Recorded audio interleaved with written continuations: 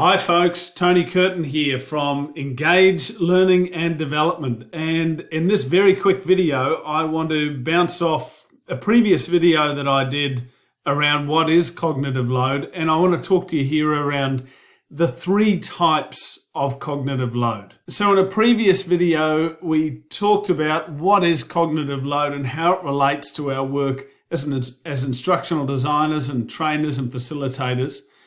Here I just wanted to break it down a little further and talk about these three different types of cognitive load and why understanding them matters from a design perspective, from a trainer perspective, that type of thing. So the first is intrinsic cognitive load, and then we have extraneous cognitive load, and lastly is germane cognitive load. And so let's take a look at each one of these, and I'll give you a couple of examples as we go through.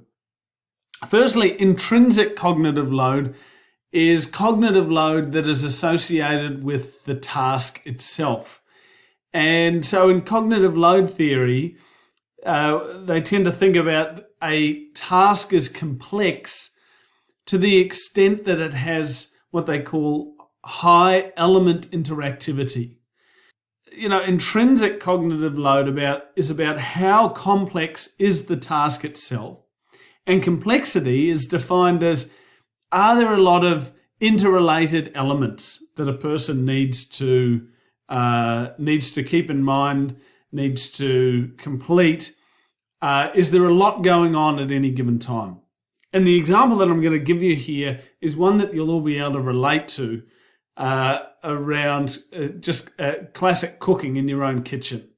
You know, if you're making something quite simple, let's say the other night I was making some pizza and that's all I was making.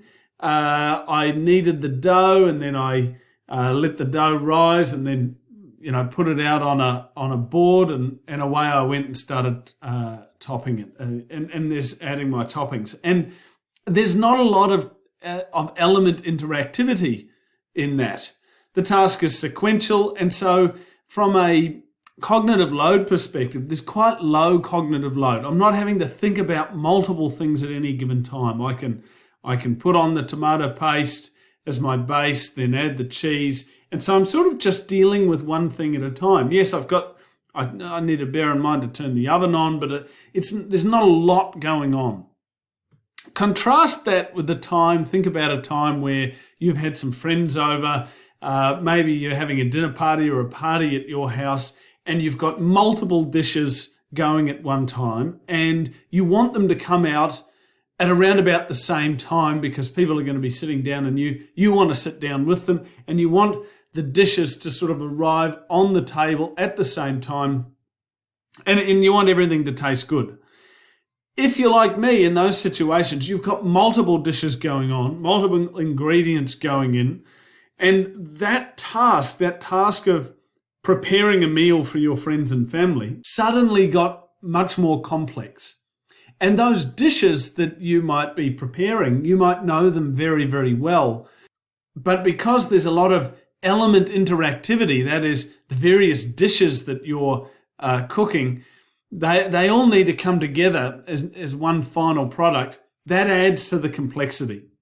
So there is cognitive load that's intrinsic to the task, and that cognitive load increases with the amount of element interactivity. And maybe take a minute to think about tasks in your workplace that require high element interactivity, where there's a lot going on at one time.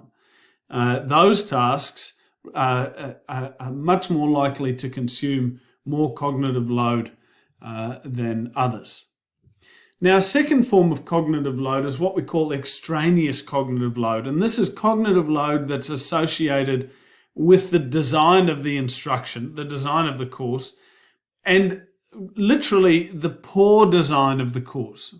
So extraneous cognitive load is a negative form of cognitive load in that we want to be reducing extraneous load.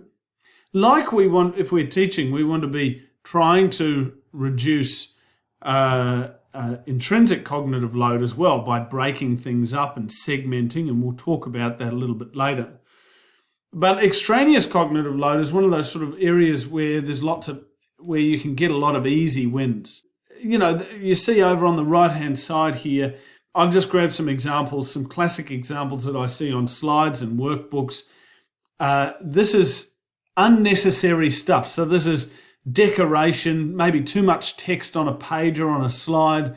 You have sort of random, I call them faceless men and women that end up in a document that aren't relevant to the text that you're reading.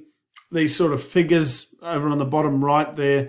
All this sort of stuff is, I would consider, is extraneous. So it doesn't add anything to the learning experience. It doesn't add value or reduce cognitive load. In fact, it increases cognitive load.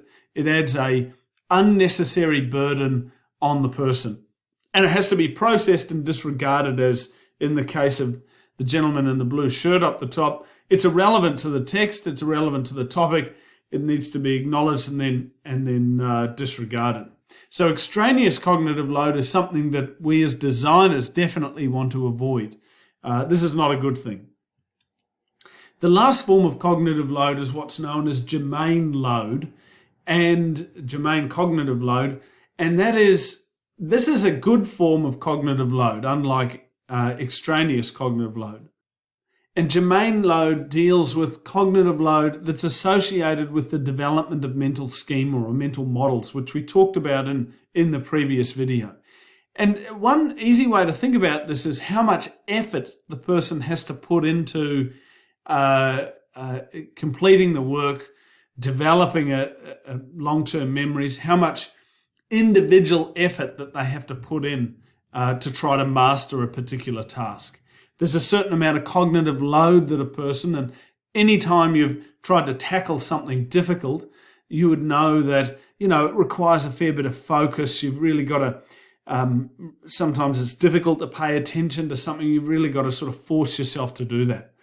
That's known as germane load. And this is a good thing. We actually want our students to direct their attention to the topic and exercise some germane load.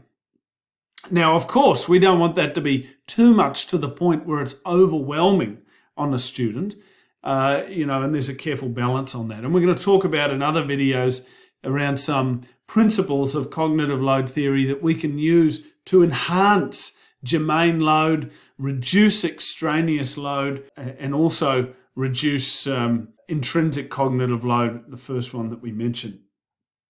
And so that brings us to the end of this video. And in the next a few videos I'm going to be talking about this, I'm going to touch on various principles of cognitive load theory that can do exactly that, help us reduce or enhance some of these forms of cognitive load. So I hope you found that useful. If you got something out of that, give us a like, a subscribe, all that good stuff.